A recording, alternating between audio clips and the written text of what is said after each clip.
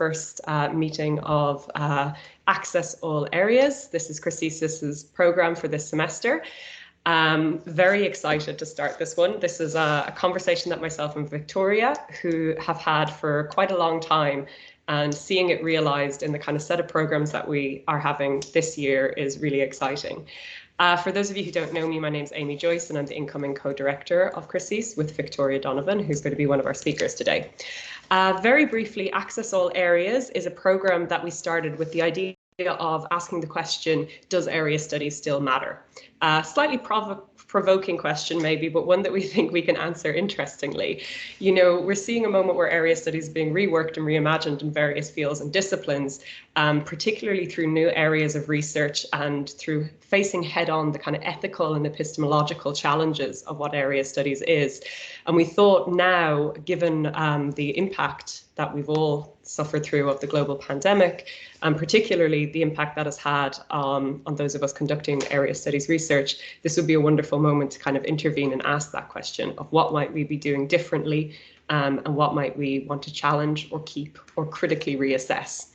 So this is the first of our sessions. It's on urban peripheries. Excuse me, that's a very Irish peripheral there for you. And we're delighted to have three wonderful speakers with us who are going to have some very interesting, if our previous meetings are anything to go on, some very interesting ideas about regionalism, language, and even the idea of the peripheral in terms of power and the like. First of all, we have Victoria Fomina, who is a postdoctoral student in the University of Toronto, and she's going to be joining us. Her specialties are in militarization and Russia and Cyprus particularly. We also have our very own Victoria Donovan, who is the director of CRSCEES. She's also a lecturer in language in Russian studies in the Modern Languages Department. And then last but not least, we have Michal Murawski of UCL, who is currently a lecturer in critical area studies, so a great addition to a critical area studies program, and also the co-lead of the UCL Fringe Centre, which I'm sure he's going to talk a little bit about. All three of our speakers have written quite a bit on urbanism, peripheralism, and area studies, so I am truly excited to hear what they have to say today. How we're going to run the session is we're going to do short provocations, about 10 minutes. Once that's done, I'll open up the floor to questions. And I'm going to stop talking now so that we can rush into that. And I believe we're going to start with Victoria Donovan, then Victoria Fomina, and close out with Michal Murawski. All right, looking forward to it. Thank you very much, Victoria. Thanks so much, Aimee, and welcome to CRSCEES, and really excited to be the director of the centre with you this year.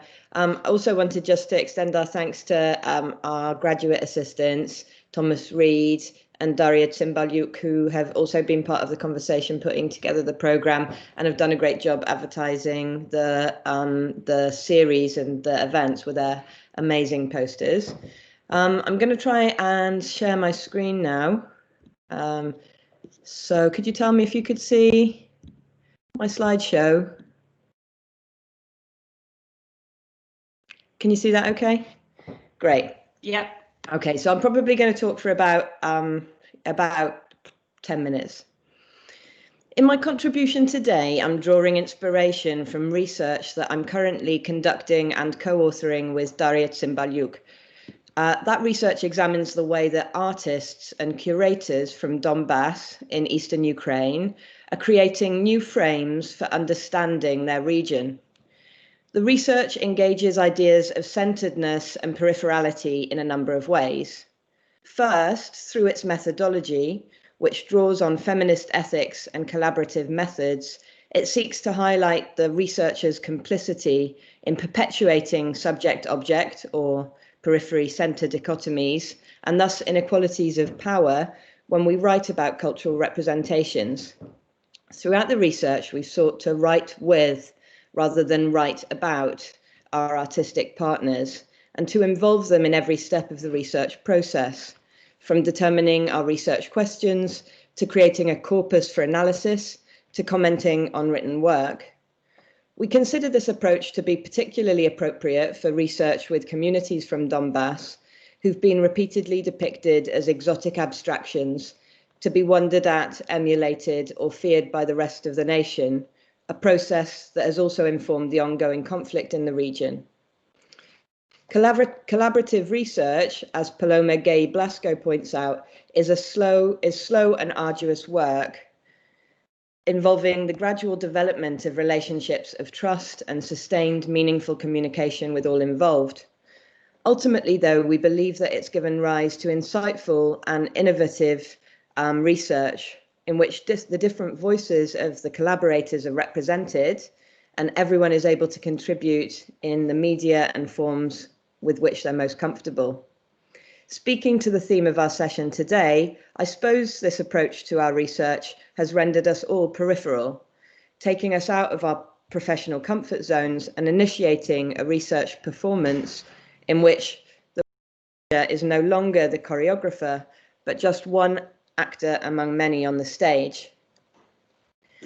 Most recently, we've been talking with our artist collaborators about their creative practice, which engages derelict industrial buildings in the region, sites that are referred to in Russian as zabroshki. In the UK, we might be most familiar with these buildings through the aesthetics of what's come to be called ruin porn, the prolific visual archives of post-apocalyptic dereliction that can be found on Instagram and in art galleries worldwide. The term ruin porn originated in Detroit and was used to describe the photographic practices of outsiders who focused excessively on the town's industrial ruins, turning these images into coffee table books and hotel art, implying an inherent hierarchical relationship where the exploitative gaze of the photographer serves to gratify voyeuristic desires of viewers removed from the context of the depicted places. Ruin porn raises a number of important questions for our theme of peripheral urbanisms. What, for example, drives our desire for the post-industrial sublime? Is this desire in the tradition of 19th century ruin gazing, in which privileged, mostly male voyagers wandered among crumbling cathedrals and derelict city walls, contemplating the rise and fall of civilization? Or is it a darker kind of authentically pornographic interest? One in which it's not the coming into being of one's own culture, but the coming out of being of the post-socialist and/or post-industrial other that titillates and arouses. Conducting this research through collaborative frames, however, throws doubt onto whether these are, in fact, the right questions to be asking. Two of our partners, Katarina Sirik and Alexander Kuczynski, engage with zabroshki in ways that challenge our idea of post-industrial ruin photography as an exploitative act and open up new understandings of the practices of sharing and care behind the production of such images. Katarina and Alexander visit derelict industrial sites in their region on a regular basis. They travel in a collective of up to 30 people, each with their own agenda. Some join the group with ethnographic intentions to document and archive the material culture of Soviet industry, which today, following the decommunization law of 2015, has acquired the status, as Katarina puts it, of official trash, oficjalny musor. Others have creative visions. The hallowed cathedrals of proletarian labor hold enormous potential for cultural adaptation as sites for art installations, exhibitions, and raves. Others again tag along just to visit somewhere new and take a couple of cool selfies. The shared experience of journeying to, gaining access and exploring these sites creates bonds between the group, leading, as Katarina explains, to the emergence of a community of an intense and meaningful nature. Intensivny I osmysleny charakter. The preservationist work with which they're engaged, work which Alexander describes as industrial digging, digierstwo, is also an act of care. The material traces of Soviet industrialization, pamphlets, clocks, and periodic tables, are carefully extracted from their disintegrating contexts, packed into the backs of cars, and transported home to be cleaned. Interestingly, this kind of embodied practice resists the violence of visualization. When we ask Katarina to share photographs of her work during one of our online meetings, she hesitates, rightfully cautious perhaps of the way that images of post-industrial dereliction can enter into a marketplace of exploitative consumption and reproduction. She rather explains the intimate status these buildings hold for her and the members of her group. She says, "Zaborożki are deeply embedded in all of our lives. We've got used to being amongst them." Katarina also draws attention to the fact that there is no alternative formal term that might be used instead of the colloquial Zaborożka, and that this linguistic absence coincides with an actual absence of administrative procedures necessary to articulate and process post-industrial heritage sites. Zaborożka practice therefore presents a fluid and flexible mode of exploration, which is based, as she puts it, on endless engagement and a very strange, very clumsy, very twisted, as it were, aesthetics and love. Trying to write more adequately about this kind of Zaborożka practice, we found it productive to engage with the writing of the feminist critic Audre Lorde, who in her 1978 essay, Uses of the Erotic as Power, contrasts the pornographic, which emphasizes sensation without feeling, with the feminist notion of the erotic. Lorde says, "The erotic functions for me in several ways, and the first is in providing the power which comes from sharing deeply any pursuit with another person.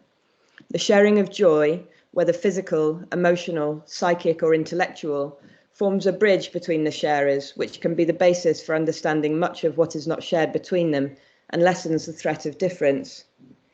In our research, we propose reading these kinds of Zaborożka practice as a feminist, horizontal form of engagement with the post-industrial landscape that departs from the vertical ways of seeing and knowing dereliction, both in its Cartesian and more archaic sexual meanings, that constitute the basis of ruin porn.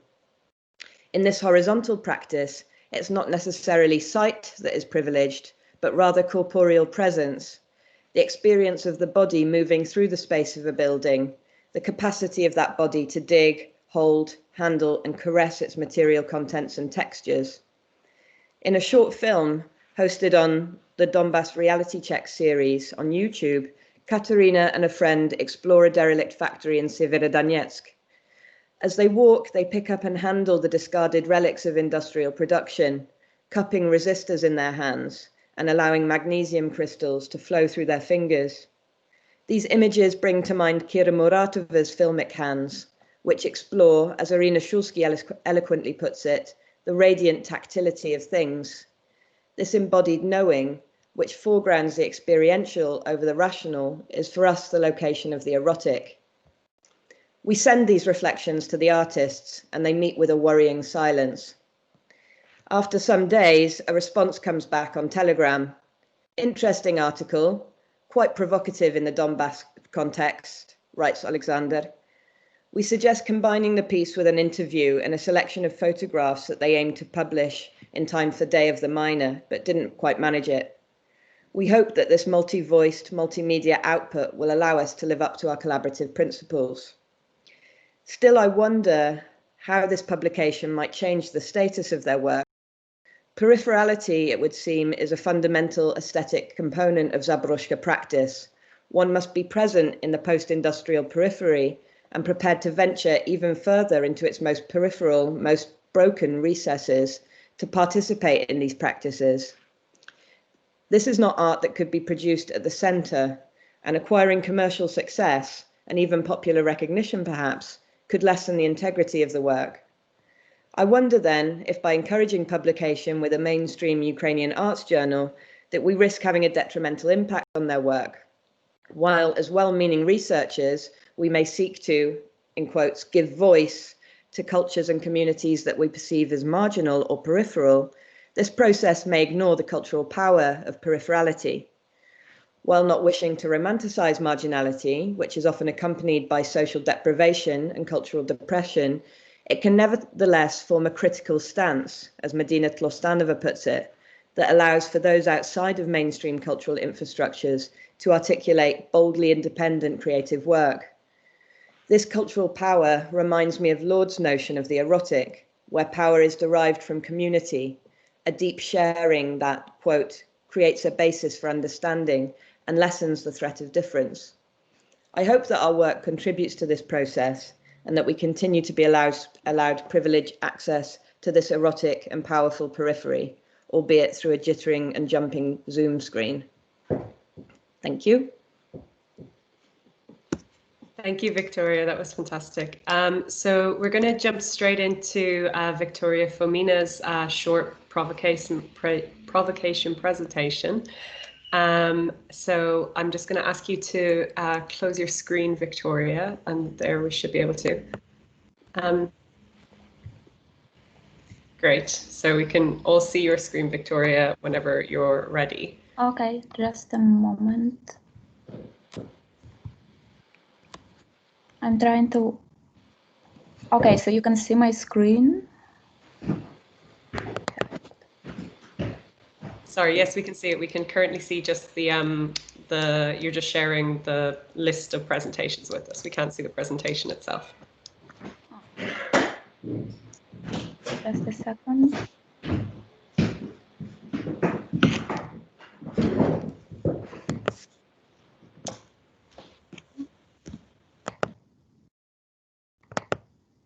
Apologies for that.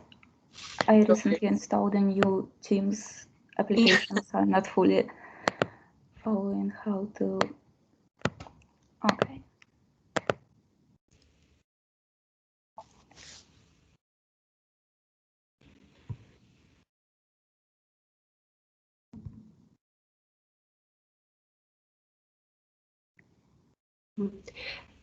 Victoria, do you want to have a little more time to work this out, and perhaps we can go to Michal? Oh no, wait, I'm seeing something now. Yeah, looks good. All right. Perfect. I will start then. I wanted to point out that for me, urbanism is a very new development, and until very recently, I was mostly doing research on anthropology of religion and nationalism. But today I will speak a bit about the new project that I'm currently developing that concerns responses to deindustrialization in Eastern Russia. And since I have not done the research yet, I will merely present some ideas and some hunches I have about what's going on and speak a little bit about how the notion of periphery will feature in my own future research. My project will explore the legacy of the Soviet industrialization project in the Russian Far East through an ethnography of municipal activism in Komsomolsk-na-Amur, a former closed military-industrial complex. Built in the 1930s to foster industrial modernization of the region, Komsomolsk was nicknamed the City of Youth and was broadly celebrated in the Soviet press as a model socialist urban project. Yet, since the 1990s, the city has faced a massive economic decline and the shrinking of production in its aviation, metallurgy, shipbuilding, and oil refining industries. By 2020, it has lost almost a quarter of its population, with the falling property prices and lack of finances being the only factors precluding most of its remaining population from living. Research seems to unpack what forms of governance and political imaginaries have filled in the empty space left by the socialist ideology and curtailing welfare state by focusing on how the memories of the Soviet industrial achievements and the narrative of present-day urban decay shape municipal activism in Komsomolsk. Some of the examples of the local initiatives I intend to follow include the citizen mobilization against the demolition of the streetcar system, demonstrations organized by the Socialist People's Power movement, and attempts by a local community council to institutionalize citizen involvement in policymaking. The main goal of this research will be to understand what imaginaries of a prosperous future Komsomolsk activists harbor, and how they envision the relationship between the Far East and the Federal Center, as well as what historical narratives they draw on when articulating their respective programs. Unlike most Russian cities, Komsomolsk was not subjected to the massive renaming program following the collapse of the Soviet Union. With most of its streets and squares still bearing the names of Soviet heroes, the city's toponymic landscape continues to structure the social memory of its residents. One of the important aspects of my research would be to reconstruct how the regional identity of Far Easterners, tied to the productive potential of Komsomolsk's industries, was imagined throughout the Soviet era, as well as how this imaginary is partially reproduced today and mobilized to counter the devaluation of industrial spaces in post-Soviet Russia. The heroic images of the new Soviet man that emphasized stoicism and resourcefulness are still relevant in Komsomolsk today, as these values closely intertwine with the regional identity of Far Easterners as people living in a harsh and challenging environment. In addition to feeding Soviet nostalgia among the city's residents, the decaying built environment also generates forms of creative engagement by photographers, bloggers, and adventurous teenagers. Hoping to capitalize on the new global aesthetic trend of ruin porn that Victoria has also just mentioned, they record their experiences of exploring Zabroshka and Nedostroy, the unfinished construction projects from the late 80s. These cultural entrepreneurs also often venture outside Komsomolsk to the nearby industrial town of Amursk, built in the 1950s and now widely regarded as ghost town, and to the numerous defunct military garrisons and summer camps along the Amur River.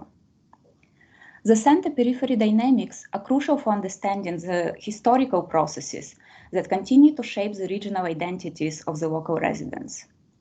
One of the central tasks of my work would be to explore the social legacies of the entangled history of populating the Russian Far East, a frontier region whose geographic remoteness and harsh climate lead to persistent demographic challenges. From the 19th century onwards, the Russian government's policies in the region were shaped by a key contradiction: the need to address security risks from China and Japan, and fear that sustained economic development might embolden claims for autonomy in this resource-rich frontier. In recent years, the traditional Soviet strategy of attracting and retaining population, which included investment in infrastructure, sizable bonuses, longer vacations, and affordable travel to any part of the country, have largely been replaced with new governmental programs of subsidized housing mortgages and loans for entrepreneurs, as well as provision of free plots of land labeled the Far Eastern Hectare. In practice, however, these preferential loans do not make up for the exorbitant cost of electricity that renders most business initiatives untenable, while much of the free land is located in the marshy taiga, unsuitable for farming, and often impossible to reach, either by car or foot.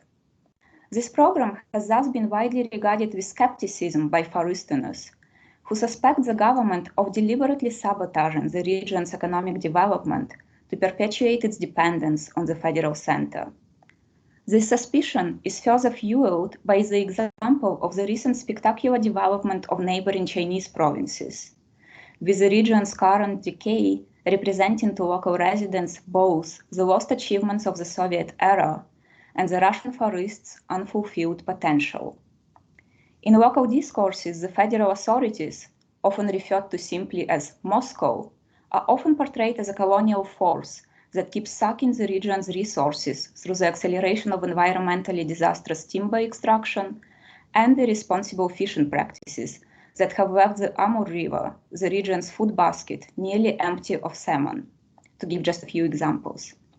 Much of my future research will thus consist of unpacking how the local residents reflect upon their peripheral position, how they imagine different forms of the city's future development, and ultimately what model of the center-periphery relations they imagine for Russia. And I will stop here. Fantastic. Thank you so much, Victoria. That's really fascinating, and I'm really very excited to hear a lot more about this project. So I'll ask you to stop sharing your screen, and then we can move on to our final presenter. And just a reminder for those of you who joined us a little bit later, what we're doing is we're having these very short presentations framed as provocations in the hope that you will have some very challenging questions to ask us in the second half. Okay. Just a quick question, how do I stop sharing it? I think I pressed. Yeah, I can try and do it here if this is if you could do that for me. Yeah, it's gone, and we're back to Michal. So this is great. Can you see my presentation? Oh, right. Now I've shared the wrong screen. I'm sharing You're now sharing the correct. Oh, no, you were sharing the correct screen for a second, but it's disappeared again. That's embarrassing. Yeah, there, we have it now. Can you see it? Yeah. Okay. Because it's weird that it's disconcerting that I can't see it on Teams, but can you see a kind of title slide with some animations, like a GIF? Yes, definitely can. This is the reason Teams is one of my least favorite of the multiple platforms we've had to learn to use. It's rubbish. Zoom is better, but which is more peripheral, hard to say. Thank you very much, Aimee and Victoria, and for your invitation to take part in this undertaking, which has a really good title. Access All Areas is a much better title than Critical Area Studies for a rethinking of area studies. And I wish I was lecturer in Access All Areas. That would be more exciting. But I'm just going to talk a little bit more kind of informally.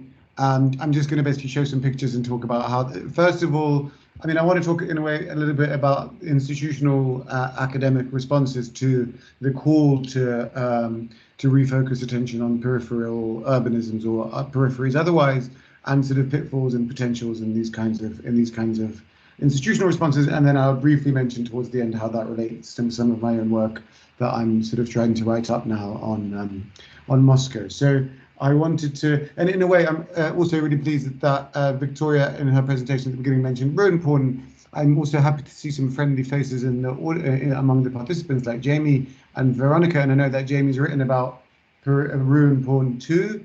And I think, in a way, sometimes what I'm getting at here is that occasionally there is a danger in periphery porn as well as ruin porn. That when we're at writing or working from an august institution like St. Andrews or UCL or whatever, and then we talk about peripheries, and that's all very well and good, but what does that really mean? And sorry, this is really crap low res slide because our logo is not very high res, but this is something that is kind of at the core of the activities and at the raison d'etre of the Fringe Center for the Study of Social and Cultural Complexity, which is a center that I co-direct at UCL that was founded by Aliona Ledenyova a few years back. And this is a center which has, I mean, there's a joke in the name of the center that it's a center focusing on fringes, but it's still a center, right? So whenever we look at peripheries or centers, especially when we are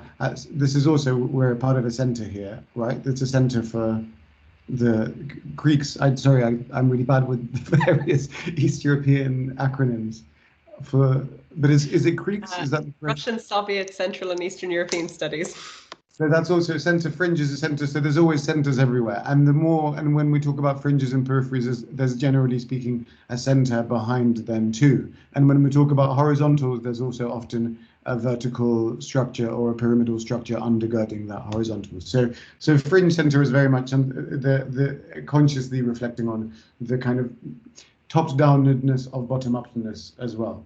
And this is a book that I recently edited with my colleague Jonathan Bach from the New School, and it's based on a conference that was held at the Calva a few years ago that also some people here participated in, and Jamie, I think, took part, or certainly was there, and it's chaired a panel, I think. And this is a book about, I mean, it's sort of there's a kind of small provocation in the title, whereby we're not decentering the city, in effect we're recentering the city, and the argument that we make is that that very often when we focus our attention as scholars in centrifugal disciplines, or would say center escaping kind of mindsets or spirits or inclinations, talk about peripheries, there's a danger sometimes of ignoring, eliding, forgetting about the fact that there are still centers and there are still verticals that become more powerful if we ignore them, or if we allow them to camouflage themselves ineffectively. So this is kind of the provocation. I'm sorry, this is a really crap slide. It's just a table of contents of the book, but the table of contents of the book is kind of a joke along those lines as well, in that the first section of the book starts from Moscow, and then we move away to Berlin, and so there's a kind of and Warsaw, and then to the Polish and Swedish peripheries, and then to the second and third worlds more generally, and then back to Ukraine. So there's this kind of weird center periphery movement in the table of contents that we try to kind of critique there. And then another book that I'm working on now, which is the anti-atlas towards a critical area studies, also attempts to address this issue of positionality, in the sense that we are aware that we are trying to provincialize or decenter area studies, but from a contingent place. And so this project of critical area studies is devoted in a way to decentering or recentering or whatever area studies from an Eastern European point of view. So to put together an atlas of an image of a snapshot of the world that is cognizant of the fact that it speaks from a particular position, and also of the fact that sometimes certain structures and barricades have to be built in order for borders to be broken down or in order for areas to be accessed. So the barricades, please don't, sorry, this is again too much text, but just to get us, the structure of the book is such that we have a section devoted for critical continents and their crooked cartographies. And this is a collection of fantasy or real zones, areas, or continents that are more or less seen from a East European or post-socialist or global Eastern point of view, such as the Soviet cosmos in Victor Buchley's chapter, or the socialist Anthropocene in Maya and Ruben Folks's presentation, the Silicon Valley of the post-socialist world, in Aaron McElroy's text about the Romanian kind of tech zone. And then the next section of contributions, I mean, this is the kind of structure and agency gap, portrays or profiles critics who inhabit or wander between or are trapped within some of these or other zones. So Philippa Hetherington's contribution was initially going to be about trafficked women, but now instead she decided to write her portrait about women migration brokers, so effectively women traffickers of women at the turn of the 19th and 20th centuries in Russia. Kuba Schroeder writes about the project area from a kind of East European point of view, etc. So this is the kind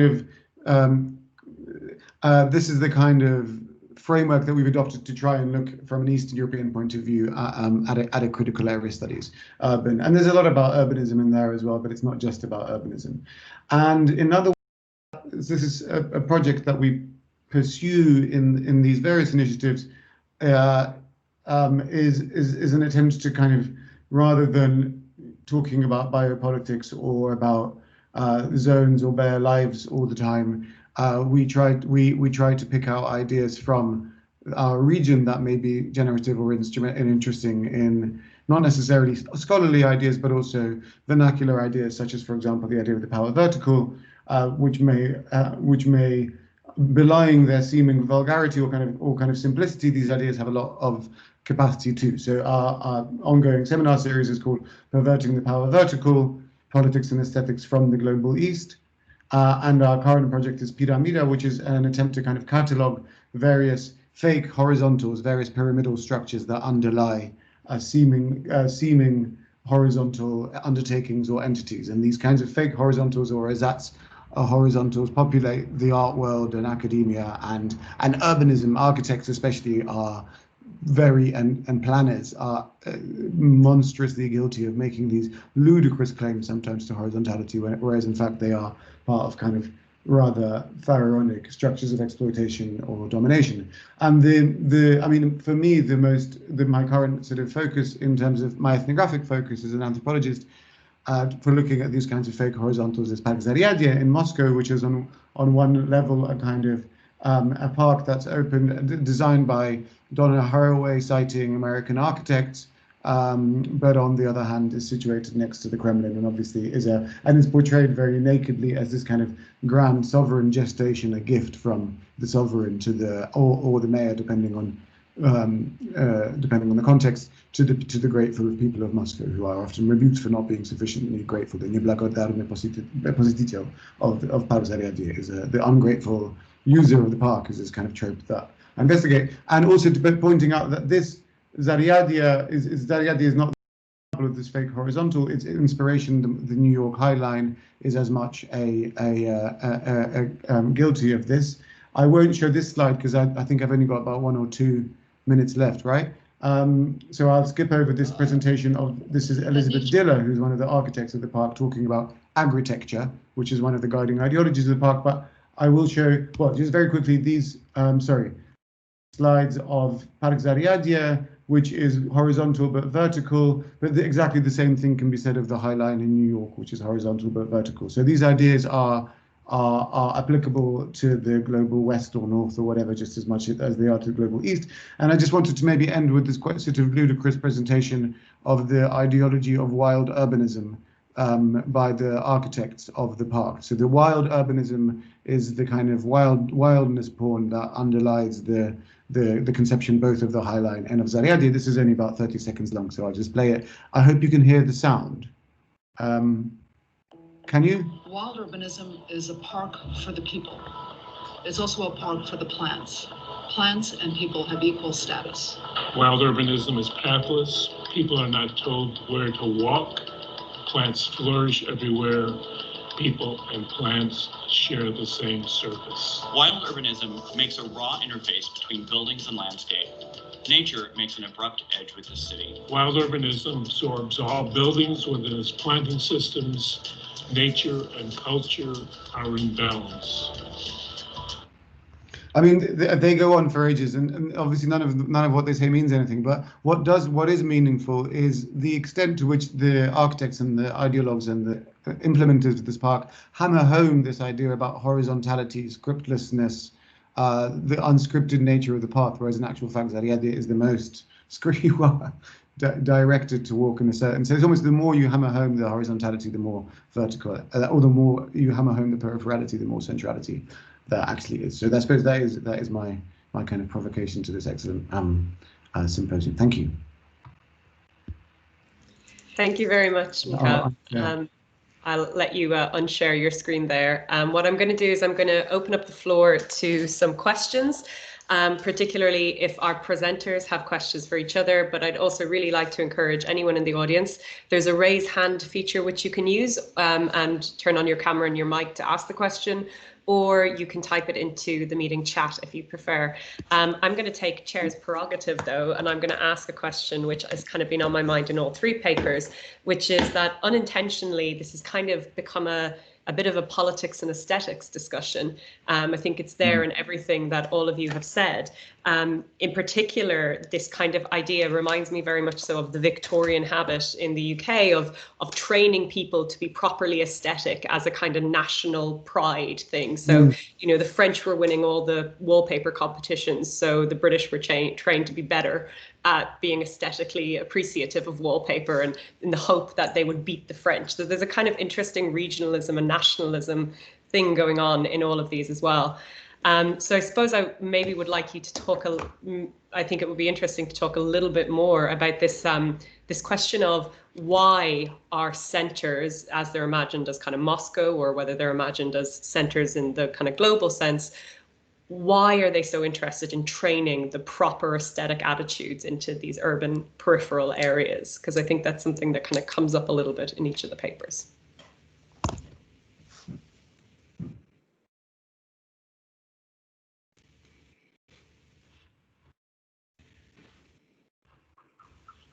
So was that a question for us to answer, or a thought for the? I suppose it's a thought to start it. You know, the last time we had this discussion, there wasn't really the aesthetic element, and then you've all kind of gone away and brought it back, which I thought was very fascinating. So I suppose I'm wondering why what is it doing in this case, in each of the cases? I can speak to that a bit from the point of view of the research I was talking about. Because I was talking to Daria about this paper, which, as I say, is co-authored, and she mentioned another aspect of the research that's relevant to the center periphery theme that Sasha Kuczynski mentioned when we were talking to him, which was that, you know, Donbass, in a sense, since the conflict broke out there, has also become a center of national interest, and with it, there's a lot of central funding, and, you know, both kind of coming from the national centre and international centres, which is stimulating kind of creativity and various projects, usually with, you know, some kind of ideological driver behind it. So, you know, for instance, we've been working a lot with Izoliacja, Platform for Cultural Initiatives in Kiev, who are displaced arts centre from the Donbass region. And, we've sort of used funding from British aid via the Global Challenges Research Fund to sponsor projects with that organisation, which has then kind of siphoned that money to Donbass to stimulate creative projects. But, there is obviously there also a kind of a chain of influence in terms of the values that stand behind the art, and then the aesthetics, which, I wouldn't say like are necessarily formulated in centres, but centres have an impact on the sort of aesthetic choices. Or there is, in a way, as Michal's talking about, this kind of exchange. So, Izoliacja has come from Donbass, but it is a very kind of pyramidical structure, I suppose, like a kind of oligarchical, an organization that was organized along oligarchic principles, and so that it has a centeredness in that way too. So there are multiple kind of centers, and kind of those centers have influence in terms of informing the values of the art and aesthetic values as well. But then there is also resistance to that, which I think, has been one of the most interesting things that we've encountered doing this project, is like the resistance from the artists, which I think when I first started discussing this with you, the collaborative methods, because it's basically your fault, Aimee, that I'm doing this at all, because it was your idea. I was really interested in the moments of dissensus that you get in kind of collaborative research, and when sort of, the people that you're working with push back. And that to me is an indication of horizontality. Perhaps Michal could talk to that more than, as you say, talking loudly on a kind of CRSCEES Zoom call about how horizontal your research is the kind of the dissensus that occurs when you're kind of creating projects like this, and the ways in which perhaps aesthetics refuse to conform to kind of central values and ideas.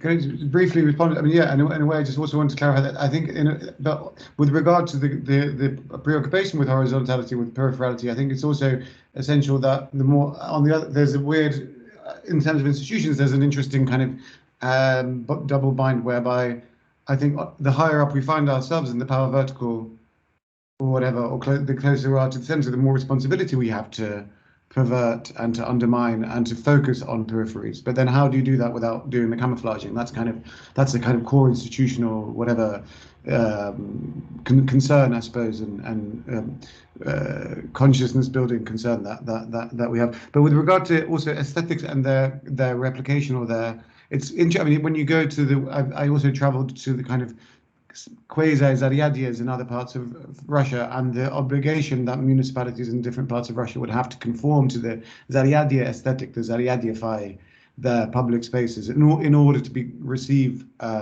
public funding, but also in order to attract private funding is remarkable. And the reproduction of this model, of this aesthetic model, which there's no time to make sense of here, this kind of quasi-ecological weed-like plants, bar stools, assemblage of kind of nothingness. The reproduction of this models so consistently across so many different parts of Russia is and the world is extraordinary, and the contrast between that and the seeming peripherality, its own presentation is peripheral. Sorry. Yeah, I have a question from James lined up, and I suppose also maybe Victoria could speak a little bit to the question of municipalities and prettification, which I think is really interesting. But I'll let James ask his question before I push you on that, Victoria. Thanks everyone for really interesting provocation so far. I suppose I had a question, a methodological question, which is always a boring way to start a question, but it's about what Victoria was saying about lived experience and this being in the building and the tactility and the kind of eroticism of this actual presentness, right? And then you were talking about your exchange with the artist where you sent her something and then she said no. And I was wondering about the kind of atomized way in which we're living now just changed that, kind of provoked that dissensus. And that if you'd been there with her in that building and you'd said what you wanted to say, then you'd have had a different outcome. And thinking about this made me wonder about, okay, so the way we're all working now and we're all in our little boxes, etc. And I just figured this is something that's been thought through probably much more by those of you who are anthropologists than by people like me who, I get a book from the library and that's it. I've reached the periphery by getting it from the library and that's it. But about this question of field work and being on the ground and being there. And is that being there, just physically being in the space, is that a way of being horizontal, or is that just, okay, I'm bringing the metropole to the fringes? And I feel this conversation has probably been rehearsed quite a bit in anthropology, but I just wonder whether you could then speak to it in the kind of moment that we're in now. I'm happy to respond to Jamie's comments, but I also want to give Victoria a chance to come back on your question. How would you like to do it, Aimee? I think we'll I'm conscious of time, so I'm trying to include as many people as possible. But perhaps I think Victoria responding to this question of might also be part of a response to James's question of the methodology of actually being there, because obviously Victoria is creating a project in absentia at the moment, with this intention of going out. So I suppose, Victoria, if you would like to respond to the idea of kind of the municipal project of prettification, and then maybe the rest of us can come in with some ideas about, I can tell for certain this is a question that has been massively rehearsed in anthropology, and I can see one or two of our PhD students on the call who were probably sick of hearing me talk about this, but I'd love to talk about it some more. But I'd like to, Victoria, maybe get to start.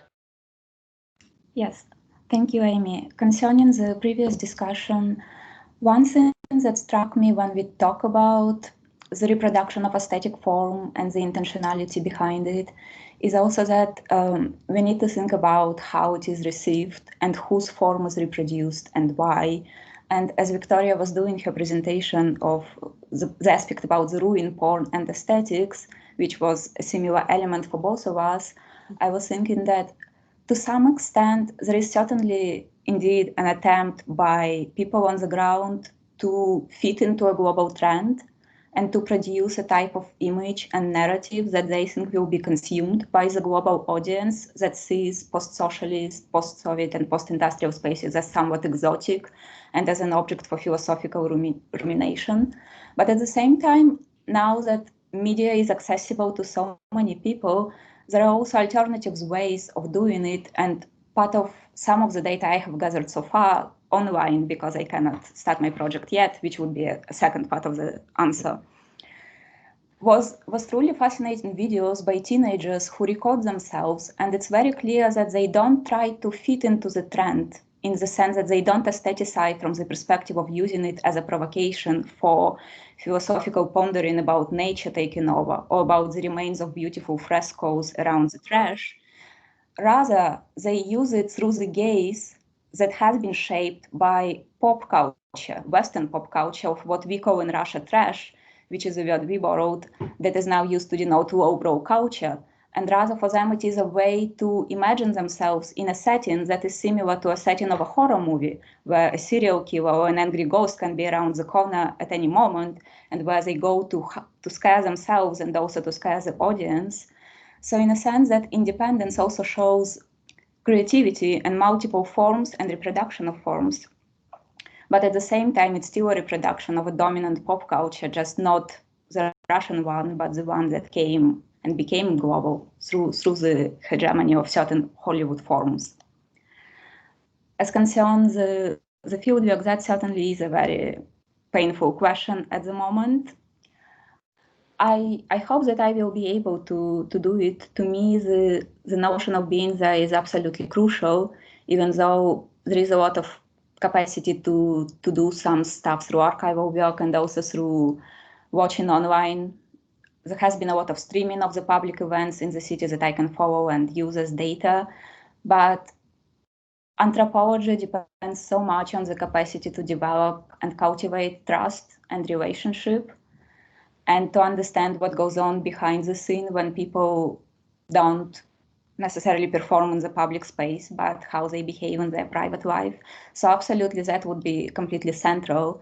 And in my specific case, I'm perhaps free from the burden of being someone who brings the metropole to the periphery, because I myself come from Komsomolsk-na-Amur. I grew up there. To some extent, it makes my life and my job easier. To another, it makes it harder because it creates the need to master a certain form of distance and also to listen to other people rather than act on the assumptions I already have and the knowledge I already have by virtue of being one of these people. I'll stop here. Michal, you want to respond? I just wanted to really briefly respond because I know that we've got so little time left. In a sense, area studies is better at this than anthropology. Anthropology is still, despite decades of attempts to write culture and provincialize itself, is still awful at these things, and it manifests itself when you go to big conventions at the AAA, the American Anthropological Association. It's just Americans and a few British people. Whereas if you go to SSEES, to area studies conventions, they are better. There are more people from the region at these conventions, at least. And it's extraordinary how anthropology sees itself as a centrifugal discipline, but it's still so monstrously centripetal. And area studies is a way off, is a way out. So please, thanks to area studies. Maybe Victoria wants to add something from the perspective of area studies, a good defense of your discipline. Yeah, well, I think, I'll respond first to Jamie's question, because it's also, a painful moment for us, this kind of the need to conduct this entirely over Zoom at the moment, although it is actually creating a dynamic that I think is sort of very textural, because the research is being conducted over various social media platforms, Zoom for the actual presentations, and then an ongoing kind of sustained Telegram chat all of the time, which is something perhaps which is leading to a level of intimacy that I haven't experienced having, during my PhD research when I lived for a year and a half in Russia and lived in homestays and so on. I think the intimacy of an ongoing group chat has another sort of dynamic, and there's an intensity to the exchange of information and the relationships that you can build in that space. So, I think, it's not necessarily that we are totally atomized through being pushed towards social media. Maybe it's a generational thing that we're encountering an atomization because we weren't born into social media but had to learn it later in our lives. But yeah, just to answer Jamie's question about whether she would have reacted differently if we'd been present together in the space, it's particularly painful because we were present together in the space of a Zaboroshka just a year previously, and we did a summer school in Donbass together with Izolyatsiya, coordinated that in Severodonetsk, and Katya and Sasha, who I'm talking about in the article, were coordinating and organizing the events there, and one of them was on the top of one of these derelict buildings, where we were talking about some of the themes that we'd been dealing with in the more theoretical seminars. And there is an intimacy surely that you can achieve through physical presence, and that's obviously what Daria and I are arguing, that physical presence in a derelict space allows for a kind of community bonding, which is very sort of productive and creatively productive, and also kind of socially constructive.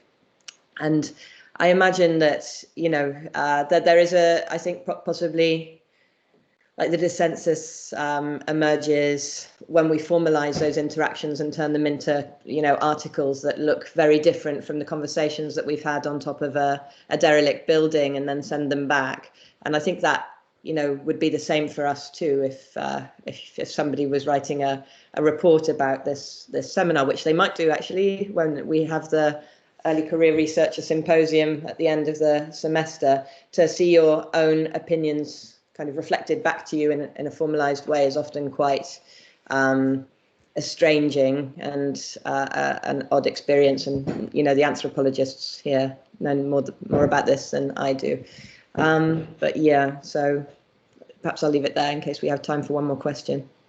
Yeah, we're coming up on 1 minute to the end, but we did start about 10 minutes late. So obviously, if people need to leave, 100% appreciate that. But if there is somebody who has an absolutely pressing question, I think we could continue for another 5 minutes or so at least. So we could maybe get another question in.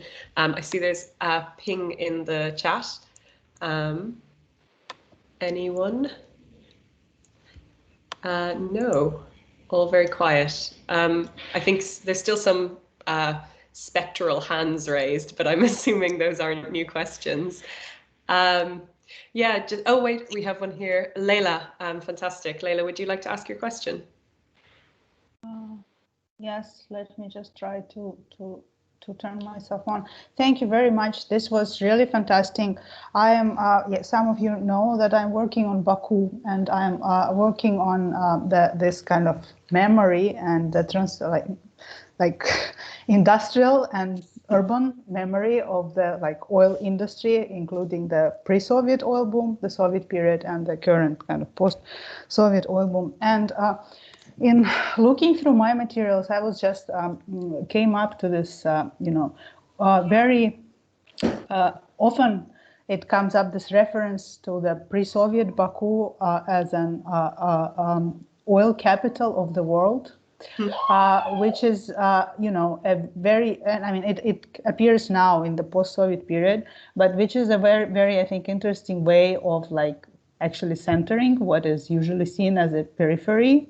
And listening to Victoria Donovan, I was thinking about how Donbass used to, what was it, Всесоюзная кочегарка? Or, and how it's, I mean, I don't, it's probably not really a question, but rather a comment about how, when we are actually in this peripheries, it's never really a periphery. So it's always a center when you are in there. It's only a periphery when it's looked from the outside somehow. And maybe one other very small comment about this wild urban to Michal about wild urbanism. I was fascinated by the translation into Russian, which is природный урбанизм, which is something that is I mean, it's very counterintuitive in a way, because it would be urbanism дикости on one side and natural urbanism would be the other way to translate it, but it gives really different, sets of meanings and connotations. Yeah, anyway, thank you so much. This was fascinating. I have lots of food for thought. And if somebody wants to get back to any of my comments, I will be delighted. This is again a super quick response. Initially, wild urbanism was translated by the park team as diki urbanism, but then they changed it to природный urbanism because diki urbanism sounded too much like diki capitalism, and they thought that it would have unfortunate connotations of crime and whatever. So that was the literal translation initially, but precisely for that reason of de-wilding this wildness or naturalizing the wildness, it was altered. So that's a really good point. Thank you. Yeah, thanks, Leila, too, for those questions. Yeah, so I definitely wholly agree with you about every periphery being a center, either, in every, the book that I publish, Chronicles in Stone, is about the Russian Northwest, which is, I talk about that kind of conflicted relationship between provincialism and centeredness there. Because if you look at a town like Novgorod or Pskov in Russia, which now are considered to an extent provinces in terms of, their infrastructure and their relationship to the capital, but, were in their time the Novgorod Republic, or Pskov was a fortress town that defended Russia against foreign incursions. So every center has, every periphery has been or is or will be a center. I totally agree. And in the case of Donbass, the broader project that this research forms a part of is looks at the visual heritage of industrialization through the Soviet period and into the post-Soviet period. And there you can sort of, the materials, the propaganda materials that we're looking at sort of from the Soviet period are obviously very much about celebrating Donbass as the beating heart of Soviet industry and, you know, the Donbass miner is obviously the model proletarian laborer. You have Stakhanov from Donbass, and you know, it becomes the face of, you know, of Soviet politics effectively. So Donbass is incredibly central to the Soviet understanding of itself.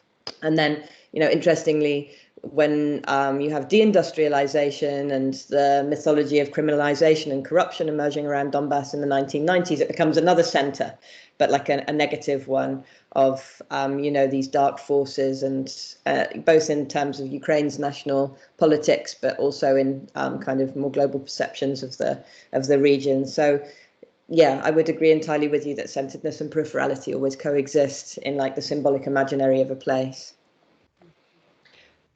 Victoria, Fomina, do you want to add anything to this discussion, or?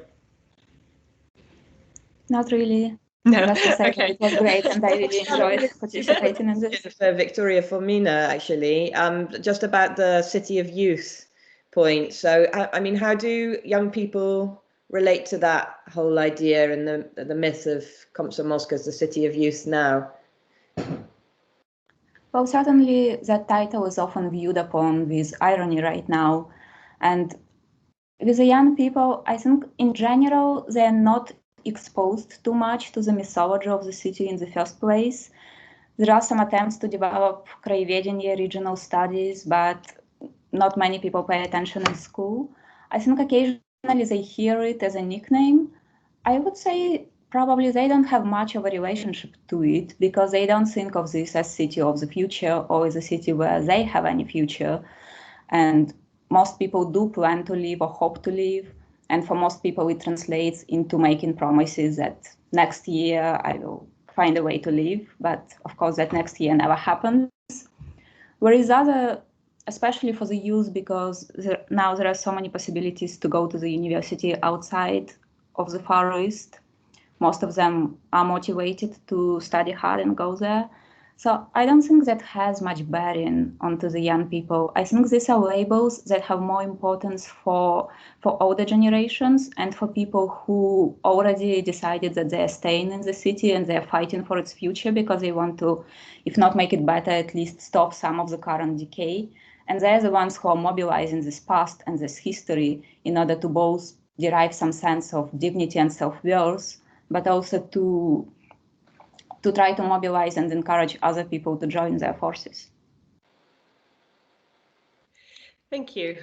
So I'm very conscious of the time and that people are going to have to start leaving. And if it was up to me, I would have obviously continued listening to you and asking questions for another half hour. But this is why I was probably the worst person to moderate this. I've lots of things I'd love to say and more, but I do want to give everyone a chance to leave and go back to their, I'm sure, multiple Zoom and Teams calls that they have for the rest of the day. Just before we go, to very quickly thank once again all of our speakers. This is just so fascinating and interesting, and I think a topic that could go on for many, many hours. Again, to thank Thomas and Daria, our two organizers, without whom I don't think we would be as coordinated as we are. And to thank you all for attending our very first meeting of the Access All Areas, which I'm very glad that title is beloved, because it was mildly a joke when I suggested it, but I also seriously wanted to keep it. And just to say that our next event is going to be on translingualism. I think some of the kind of questions raised around translation and the awkwardness of it kind of proves that this will be an equally fascinating discussion. All of the events are up online on Twitter. You can access the program, and I'm looking forward to seeing you all there again. And thank you very much for attending. Thank you.